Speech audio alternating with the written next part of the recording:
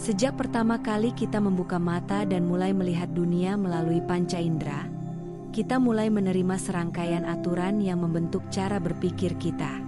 Orang tua kita mengajarkan bagaimana cara berbicara, bersikap, berjalan, hingga akhirnya menuntun kita ke sekolah. Seluruh alur ini membentuk semacam cetakan, pola yang diwariskan turun-temurun oleh manusia yang tinggal di bumi.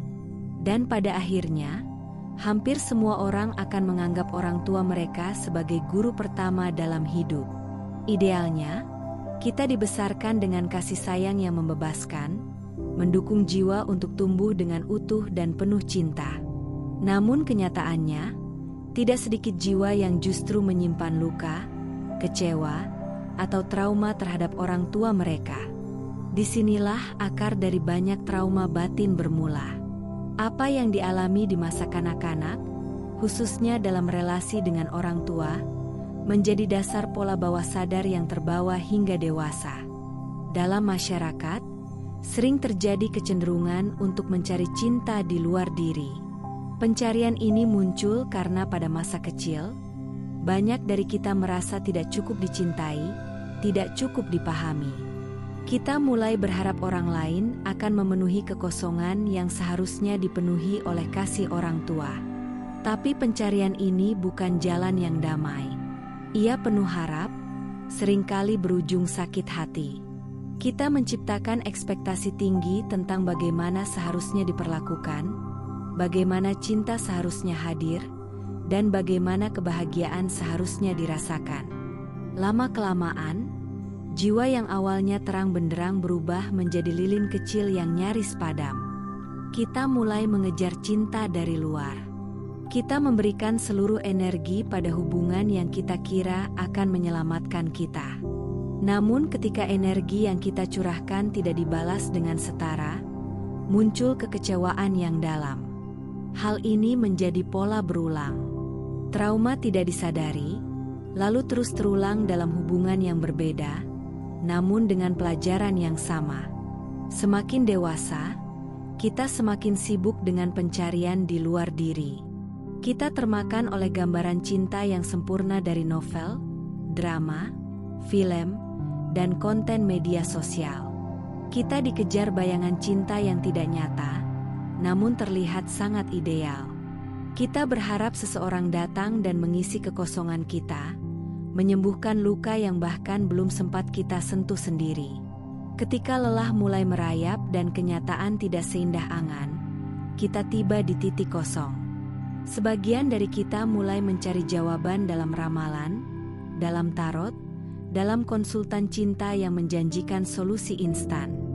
Kita habiskan uang, waktu, dan energi untuk mengejar bayangan yang tidak bisa menyembuhkan batin yang sedang haus akan makna. Ini bukan soal cinta, tapi kebingungan akan jati diri. Namun di titik paling gelap itulah, cahaya pertama mulai muncul. Kita perlahan dipanggil untuk kembali ke dalam. Jiwa kita mulai dibangunkan oleh getaran ilahi yang mengingatkan bahwa selama ini kita sedang memainkan permainan buatan manusia. Saat kesadaran itu tumbuh, kita mulai sadar bahwa konsep cinta yang selama ini kita peluk adalah warisan pemrograman lama, sebuah konstruksi sosial yang penuh syarat, pengorbanan, dan ilusi akan kenikmatan semu. Lalu kita mulai bertanya, apakah benar Tuhan menciptakan manusia untuk membeli cinta? Apakah cinta adalah sesuatu yang harus dibayar dengan pengorbanan berlebihan atau penderitaan yang panjang? Saat pertanyaan ini benar-benar kita renungi, sebuah kebangkitan pun dimulai. Kita mulai menghancurkan gambaran lama tentang cinta, dan menyadari bahwa cinta bukan berada di luar. Cinta adalah esensi terdalam dari siapa kita. Cinta adalah sang pencipta. Cinta adalah jagat raya. Dan cinta tidak pernah absen dari makhluk manapun di alam semesta ini. Namun perjalanan ini tidak mudah. Ia bukan jalan yang dihiasi bunga. Ia penuh luka yang perlu disembuhkan, ketakutan yang harus dihadapi, dan ego yang harus dilepaskan. Tidak semua orang siap, dan tidak semua orang memilih untuk berjalan. Tapi bagi mereka yang berani, inilah awal dari perjalanan spiritual yang sejati.